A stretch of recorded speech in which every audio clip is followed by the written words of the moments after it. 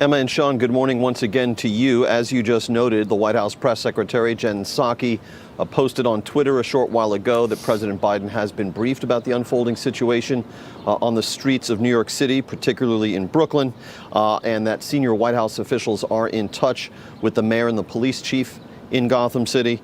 However, here at the White House, the perspective on this is going to be about reducing gun violence. We saw an event just yesterday on the South Lawn featuring the president and the Deputy Attorney General, Lisa Monaco, outlining additional steps by the Biden administration to reduce gun violence, particularly taking aim at so-called ghost guns. Those are guns that are assembled in parts, none of which have a serial number on them. Obviously, no evidence exactly what kind of firearm was used in this particular incident in New York, whether any particular firearms laws were broken in terms of the obtaining and possession of the weapon. We're also tracking here today's release by the Commerce Department, specifically the Bureau of Labor Statistics, of the latest inflation numbers.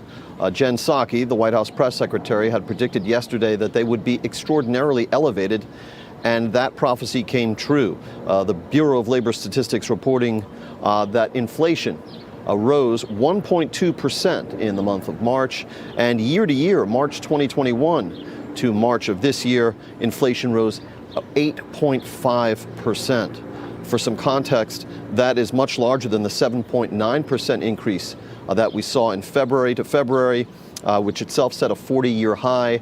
With today's record number, 8.5%. We haven't seen that since December 1981, well over 40 years ago.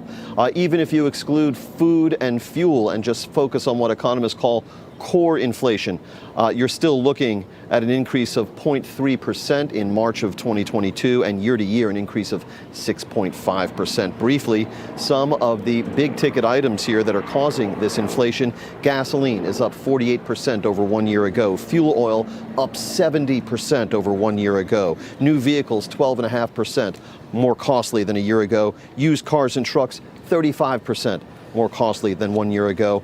And also, to put this in context of Americans and their spending habits and their earnings, real average hourly earnings in the United States decreased in March of 2022 by nearly a percentage point, 0.8%. Year to year, real average hourly earnings are down when you factor in inflation, almost more than 2.5 percentage points, 2.7% decrease in real average hourly earnings from March of last year to this year. Sean and Emma. Yeah, obviously a lot going on, a lot of news coming out today. And again, one of those is the inflation rate going up as well. James Rosen live at the North Lawn there. James, thank you very much.